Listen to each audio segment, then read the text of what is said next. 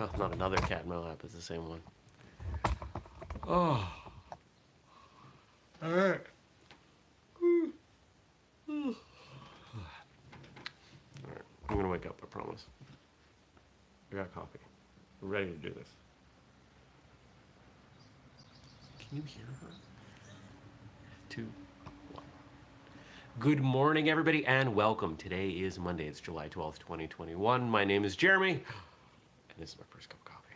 Good morning, Francis.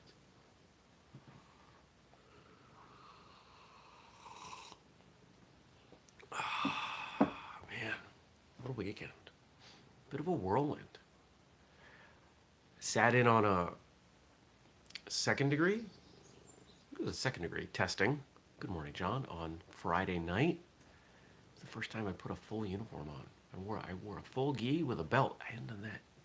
I haven't done that in a year? 9 months? I mean, I've put on pants, I've trained, I've done plenty of stuff on my own. But to be somewhere else, whew, that was nice. It was an intense test. It was, it got me reflecting a bit on martial arts tests and how dramatically different they can be because of the importance placed by the instructor or the culture of testing on different things. For example, this test was similar to many of them that I've seen or even participated in, where most of the test is presenting the material that you theoretically have knowledge of. And the testing board, with the exception of me, is looking for your competency on those. If you're doing a form or a prearranged self-defense set, are you doing it accurately? Now, other tests that I've been part of say, you know what, you're not going to test until we know you know this stuff. Sometimes there's a pre-test, or depending on the organization, they just say, you know what, we know you know these things. And the test becomes really different. That test sometimes becomes more about freeform movement or the ability to adapt on the fly. For example, at my original black belt test, I was presented with weapons I had never seen and told to do a form with them.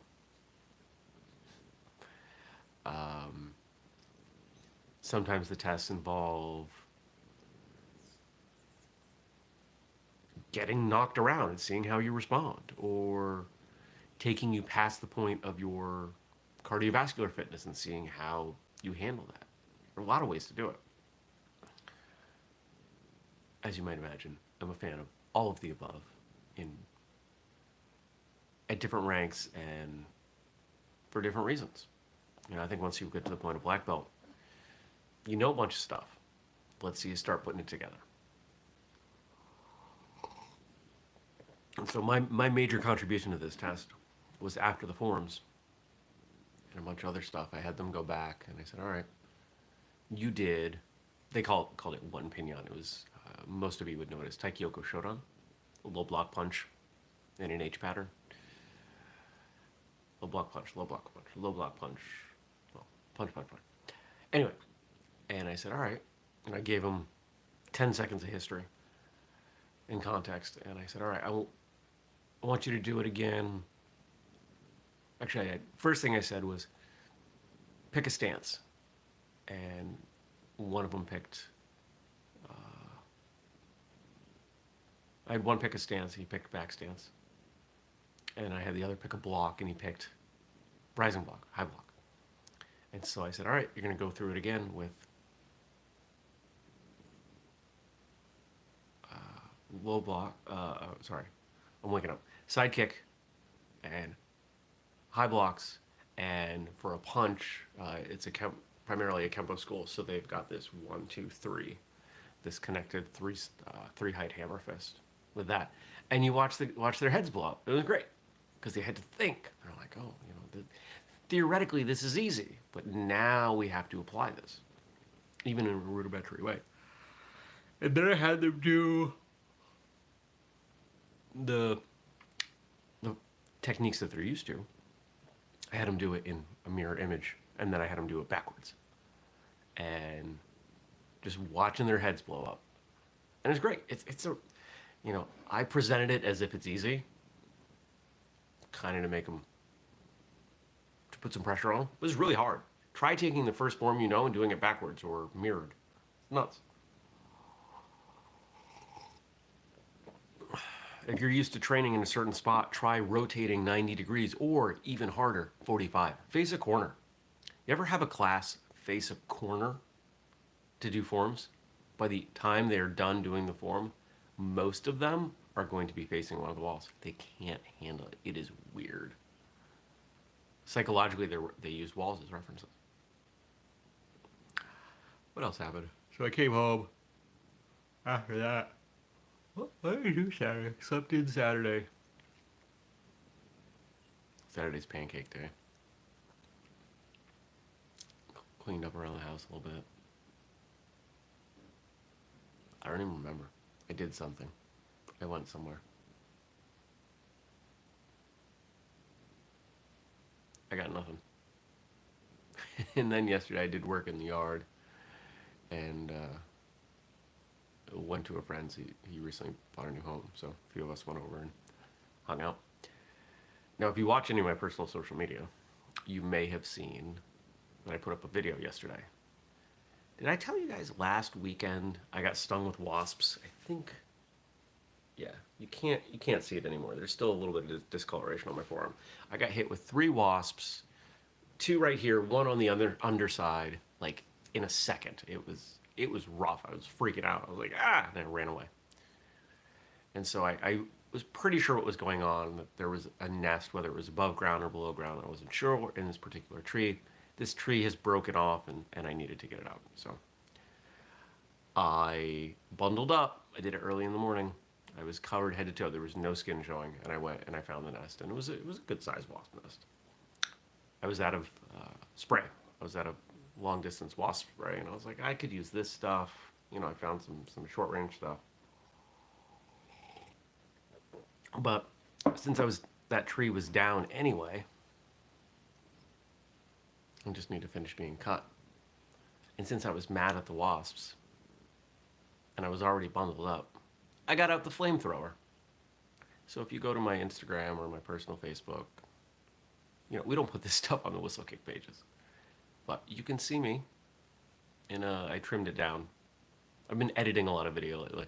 A less than 90-second video of me setting a wasp nest on fire because those guys suck and I hate them. They're mean. And now they're gone. They were unhappy. They were flying all around me. I was like, yep, but you can't find me. Can't get to me. I was wearing this like double layered heavy winter jacket and a sweatshirt underneath. They weren't getting through. So I dealt with that and did a bunch of other stuff and cut my hair.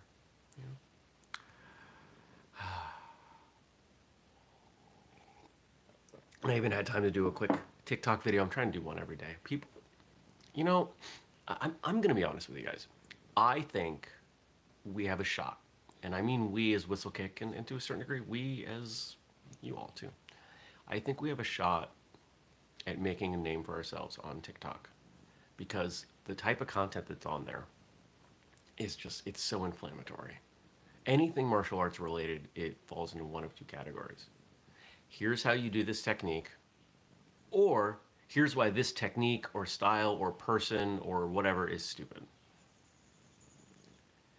And the first often attracts a lot of people saying the second, and it just becomes really negative. Now that triggers the algorithm, people see it, I get that. A lot of people just want to be famous, and having millions of followers on TikTok is what makes them happy. Cool. You do you. But I'm digging around and I'm finding people working hard and I'm saying, hi, great work, keep going. And I'm putting up content that is, as you would expect, unifying. Because that's what we do here. So, It's a new skill set. It's something I get to work on, and I'm enjoying it. Now it is Monday. Speaking of content and things that we make, so there's a good chance that there's a video. For any of you watching live right now, what's the quality look like?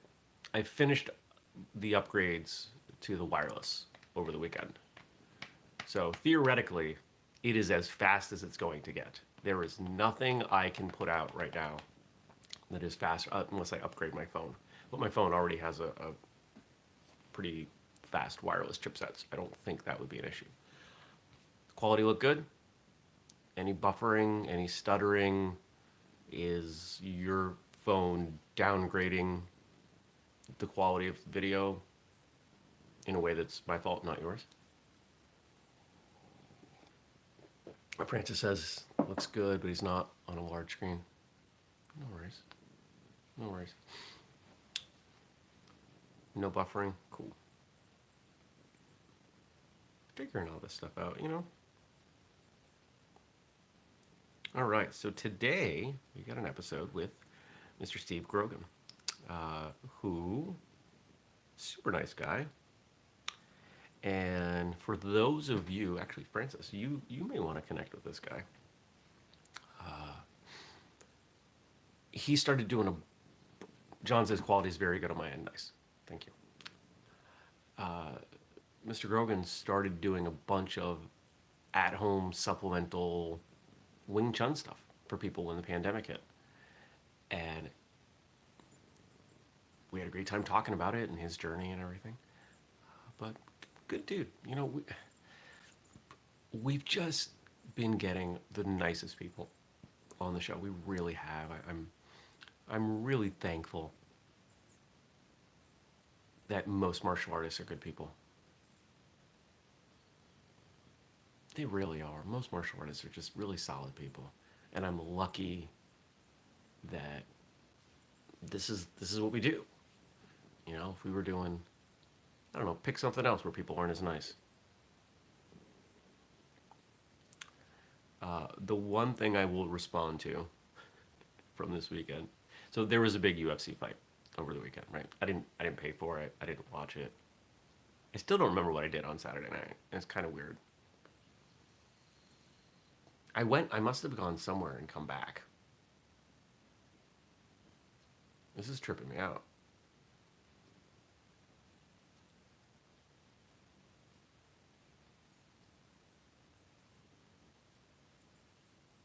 I got pieces. Not good. Like I wasn't drinking. Days are blurry, guys. I do a lot of the same stuff most days. So there was that UFC fight, and you know that one match that everybody cares about with Conor McGregor and Dustin Poirier. And if you care at all, you probably know that he broke his ankle. It was gross. I showed my friends last night. They were like, "Oh, that's gross."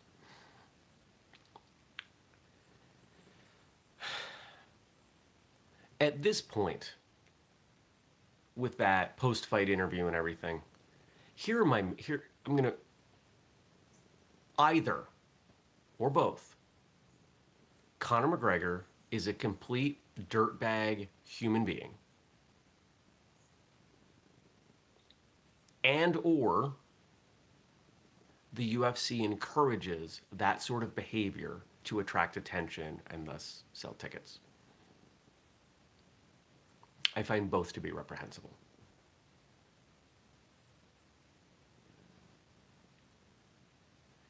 We are working on an event that will be a competitive event. It will not be a conventional competition. You will never see anything branded whistlekick where we encourage or even tolerate that sort of behavior.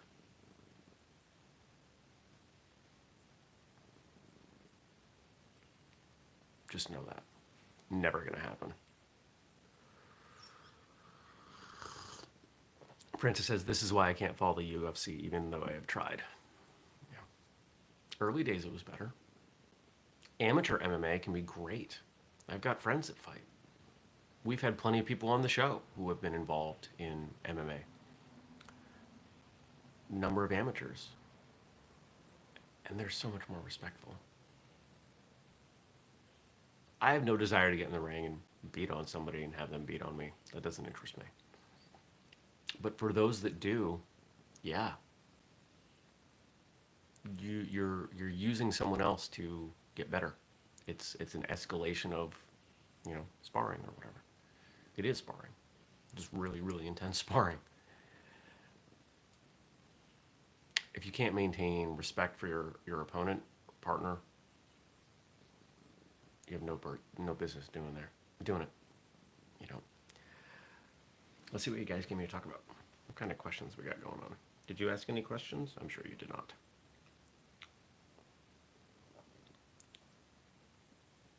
She doesn't type. All right. Got some stuff from Frank. You guys haven't been helping Frank out much lately. On this day in 1895, inventor and architect R. Buckminster Fuller was born. You never change things by fighting the existing reality. To change something, build a new model that makes the existing model obsolete. So when people say, oh, traditional karate doesn't work or whatever, blah, blah, blah, blah, blah, blah, blah. Okay, fine. Go make a new style. Traditional this, traditional. Go make your own style that works. Okay. If you're going to say something is not effective, make something new. Oh, but I trained MMA. Okay. And where are all the root components of MMA? They're from traditional martial arts.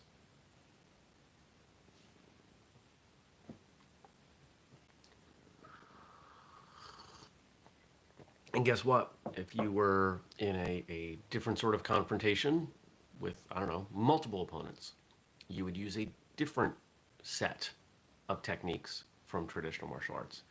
And if you were carrying something like a child in one arm, or you had a broken ankle, or you would use a different set of movements from traditional martial arts. The idea that something is relevant and yet you use components of that thing is just such a logical fallacy that I find it comical.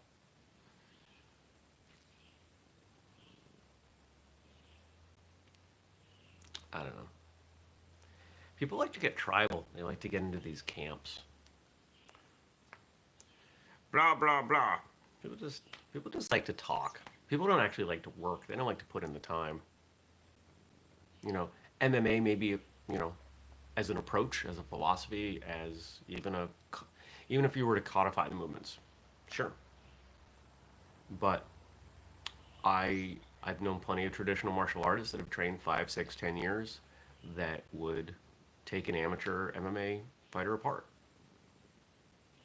Not most of them, because that's not why most of us train.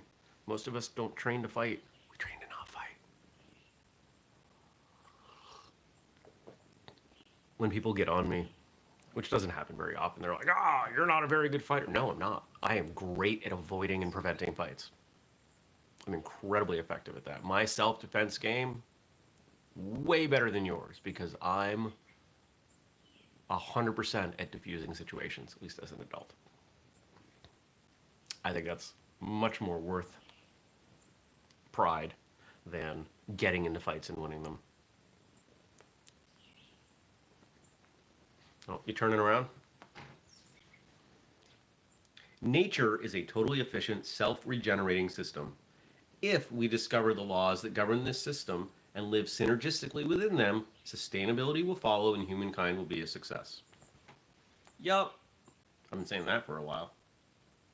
How do we apply that to martial arts? Can you lay down? You pick a spot.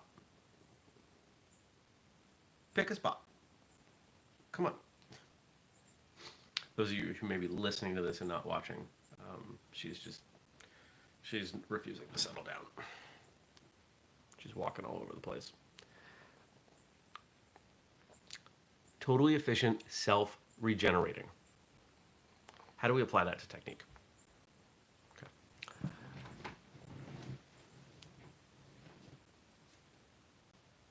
the movements we do have to be efficient, else they're not going to work, right? And that doesn't mean that some techniques aren't applicable in certain situations. But what about self-regenerating? This is something that I think as a broad industry, we're starting to understand more of. I think the influence came in.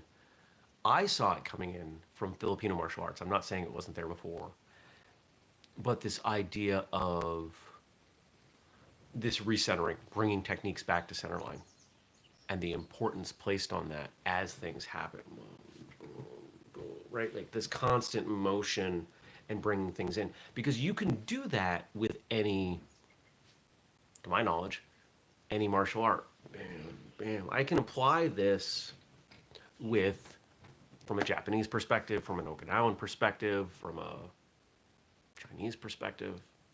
It's all there. So I like that about that sustainability. Maybe I'm taking liberties with that word, but that's okay. It's my show.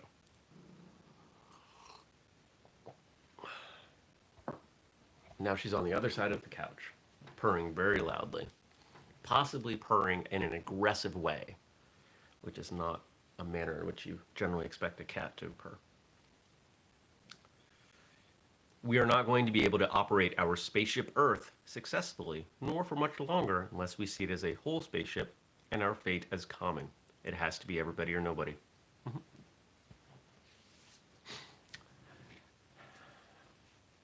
I've had people come to me and wonder why I'm, oh, you have solar panels, you don't have an electric car or this or that. Here's the secret. Here's the secret to my approach. The Earth's going to be fine. Because we'll end up killing ourselves off. The Earth will survive. Most species will survive. We may not. But we're not critical to the survival of the Earth. The Earth remains in balance. I don't know what to tell you. There have been mass extinctions all along the way. There will be more of them, and we'll probably get caught in one of them. Maybe we'll get off the planet before that happens. I don't know. I'm not going to worry about it. Because there are some things you can't worry about. And in an effort to relate this back to martial arts more, because I'm trying to do a better job of that, you may know someone who is hell-bent on being over-the-top prepared in terms of self-defense at all times. There are plenty of people like this. These are the sort that wear combat boot. Well, you know what? I'm not going to put a personality profile on it because it's not necessarily appropriate. These are the sort who everything that they think about, talk about, act on has to do with remaining safe. They are paranoid. They're the sort that will, you know what? Not only do they carry a gun, but they carry extra magazines when they go out. That sort of person.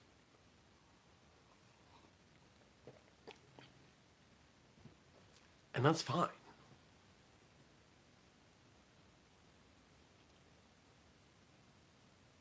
I lost my train of thought. That's okay. Moving on. John said, Mr. Fuller lived very close to where I live. Oh, cool. He created a dome structure made of triangles that you have certainly seen in many places. They call them Bucky domes. Yeah, I've seen photos of those, for sure. That's super cool.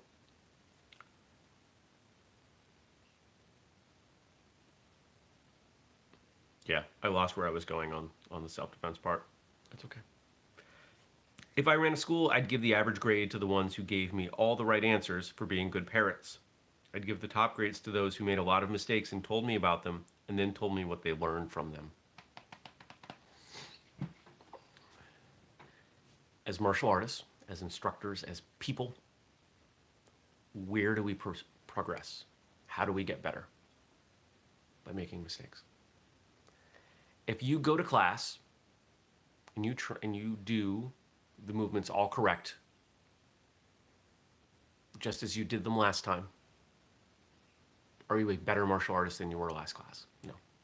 You're doing the same things. Your body of material, your understanding, your implementation, it's the same. But what if you try making some changes and they don't work out? Are you a better martial artist then? I would say so. Because now you know more about what doesn't work. That's knowledge, that's information. When you go to teach someone, when you get into a situation, when you're practicing on your own, any of the above, you have more that you can refer to. Think about being a white belt. Think about being a first day white belt, whether it's your own memory or your memory of teaching people. All they do is mess it up. But by the end of class, they're closer to not being terrible than they were at the beginning. And that's a pretty great feeling. And most instructors get really excited watching that. You will never progress more than on day one. It's great. I love watching it. It's so super fun. I just want to sit and drink coffee. I didn't even tell you what I was doing today. It's a pretty normal day. Bunch of consulting work. I think it's going to rain. I got to drag tree branches around. Probably get to the gym. You know, that kind of stuff. One more. Leave me some stuff for tomorrow. Thank you, as always, to Frank for making sure I have plenty to talk about. Oh, this is a great quote to end on. I like this. Subscribe, turn on notifications, all that good stuff. Go check out Steve Grogan's episode. Oh, you know one of the things I got to do tonight? I have to watch the movie for the next How to Fight recording that we are doing. This is the one. This one I've actually seen. It's just been a long time. That'll be fun. All right, here we go. Never forget that you were one of a kind. Never forget that if there weren't any need for you in all your uniqueness to be on this earth, you wouldn't be here in the first place. And never forget, no matter how overwhelming life's challenges and problems seem to be, that one person can make a difference in the world. In fact, it is always because of one person that all the changes that matter in the world come about. So be that one person. I love that. There's nothing I can add to that, so I'll just let it sit. I hope you have a great day. Take care, everyone. Be well, and I'll see you back here tomorrow. Peace.